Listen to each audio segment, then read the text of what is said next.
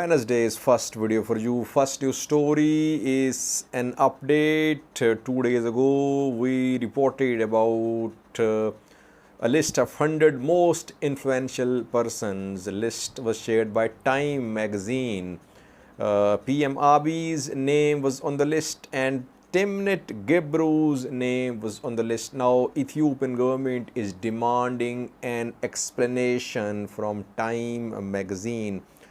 A second news story is about an alleged meeting chaired by Debretsion Gebre. This claim is being made by some Amharic news sources. They say that Debretsion Gebre, Tigray president, chaired a meeting, and the meeting was attended by some news sources, some Tigray politicians, and their strategy was devised to break Eritrea Amhara alliance. A third news story is from Eritrea, where Eritrea celebrated its Independence Day yesterday. Now we have received confirmation that Ethiopia sent two congratulatory messages to Eritrea. Who sent these messages? Why is that Eritrea Information Ministry did not talk about these Ethiopian messages of congratulation? Last news story is from Oromia, viewers. OLA-backed news sources have shared a video clip. They say that the soldiers who are being launched by government forces to fight against OLA are basically farmers. They are ill-trained and they have been recruited from local community. They don't know how to fight, and government is endangering their lives. Some soldiers have been shown in the video. OLA-backed sources say these are not soldiers, they are basically farmers. We have this clip for you.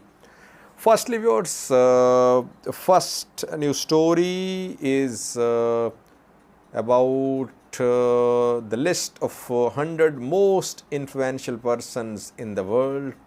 Time magazine released this list 2 days ago. PM Abiy's name was included in leaders category. But it wasn't an honor for Ethiopian PM Abiy, though when this news came out, Ethiopian state media shared it as if it was an honor for Ethiopian PM. Later, when they read the article which was written to defend these selections, the article leveled serious allegations against Ethiopian PM Abiy that he and Isaias Afwerki started a civil war in Ethiopia, and it led to thousands killed and millions displaced. Now, Ethiopian government has written a letter to Time magazine. It has been officially confirmed by Ethiopian Prime Minister office. The letter says that Time magazine is involved in character assassination of Ethiopian PM Abiy. It shared false information, and Ethiopian government is demanding an explanation from Time magazine. So it's not an honor. As I said in the video 2 days ago, that it wasn't an honor for PM Abiy to be part of this list. Secondly, another person born in Ethiopia was also included on the list. Her name is Timnit Gebru. Timnit Gebru is a computer scientist. She lives in the US, and she is an expert in the field of artificial intelligence. She's seen as one of the top experts in artificial intelligence ethics. She has written several papers as well, and she developed some differences with Google a few months ago, and she was fired. but she's seen as an expert in this field of AI. She was born in Addis Ababa, Ethiopia.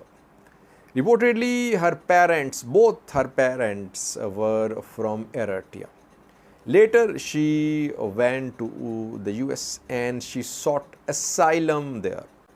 Now she lives in the US. Her name is also included on the list of 100 most influential persons in the world.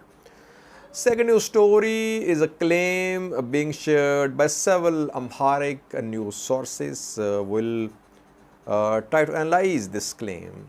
It is being claimed that a meeting was held, a secret meeting chaired by Tigray President Debretsion Gebre-Michael.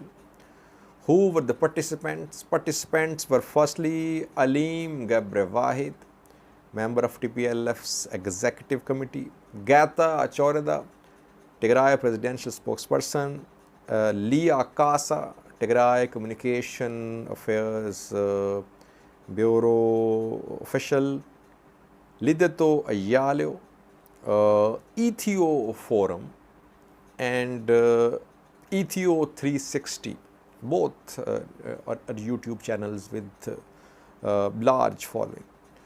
The Eritrean news sources say that this meeting was held on one point agenda. Agenda was how to break Eritrea-Amhara alliance, and some decisions were made, and these news sources will be used to create conflicts between Amhara and Eritrea. Issue of seaport will be raised, a sub-seaport or some other seaport in Eritrea, that Ethiopia, that Amhara region must have access to a port in Eritrea, that Tigray will fight for a port in Eritrea. So the issue of a port in Eritrea will be highlighted by news sources like Ethio Forum, Ethio 360. And the purpose of this reporting would be to create conflict between the people of Eritrea and the people of Amhara region. Now, how is that Ethio 360 participated in this meeting? If you analyze Ethio 360 channel's reporting, it's not pro-Tigray. We can argue about Ethio Forum, but Ethio 360 is not predominantly pro-Tigray. Yes, Ethio 360 is very critical of Amhara regional government, Ethiopian federal government as well. So maybe that's why this story has been made up. I wouldn't say that this story is based on reliable information. Surprising for me is that Ethio Forum and Ethio 360 both are attending a meeting chaired by Tigray President Debretsion Gebre-Michael. It's difficult for me to understand. So I personally see this thing as a way of creating unity in the Amhara region. Now we are seeing splits as operation is going on. Amhara regional government, Ethiopian federal government, they are blaming TPLF and Tigray government for whatever is happening in other parts of Ethiopia too. I personally think this story, this claim lacks a substance. Next news story is about Eritrean Independence Day, which was celebrated yesterday on the 24th of May. We saw huge celebrations at Asmara Stadium. Isaias Afwerki, Eritrean ruler, was also there. He delivered a speech. Several countries have shared message of congratulation with Eritrean government. We were discussing about Ethiopian PM, Ethiopian president. Have they congratulated Eritrea? Because last year we know that Ethiopian Prime Minister, Ethiopian President both sent congratulatory messages to Eritrean government, and last year Eritrean Information Ministry confirmed these messages in an article. So far, Eritrean Information Ministry has not shared any information confirming that Ethiopian President, PM or other top leaders have congratulated Eritrea. But last year they confirmed. What we have learnt now is that two messages have been shared from Ethiopian side. First message of congratulation was a letter sent by Demeke Mekonnen, Ethiopian Deputy Prime Minister and Foreign Minister. The letter is addressed to Usman Saleh, who is Eritrean Foreign Minister. The letter was sent in connection with Eritrean Independence Day. It was a message of congratulation, congratulating the people of Eritrea and hoping that the two countries will continue their regional, their bilateral cooperation. Second letter was sent on the 23rd of May. It is from Ethiopian President Sahle-Work. It addresses Isaias Afwerki, Eritrean President. Again, it's a message of congratulation to Eritrean people on behalf of Ethiopia and Ethiopian government. So two messages, two letters have been shared. We have confirmed that through Ethiopian embassy in Eritrea. But so far, Eritrean Information Ministry has not confirmed that Ethiopia has congratulated Eritrea on Day of Independence. So far, no confirmation that PM Abiy has shared anything with Isaias Afwerki in terms of a message of congratulation. Next news story is from Oromia, viewers, where OLA-backed news sources have shared a video. The video shows some soldiers, government soldiers. OLA-backed sources say that these are not well-trained, fully equipped soldiers. They are basically farmers, but they were recruited by government to fight against Oromo Liberation Army.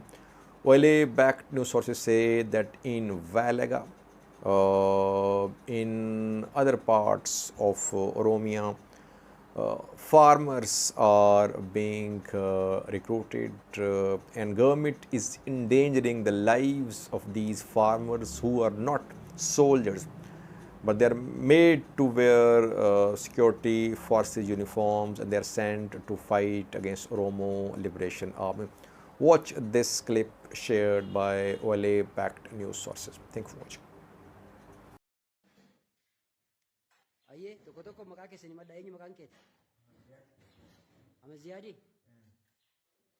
Eessa bakka dhaloota keetii? Godinni keessa godina eessaati? Godina Baalee aanaan keewu? Aanaa Sawweenaati? Ganda eessaati?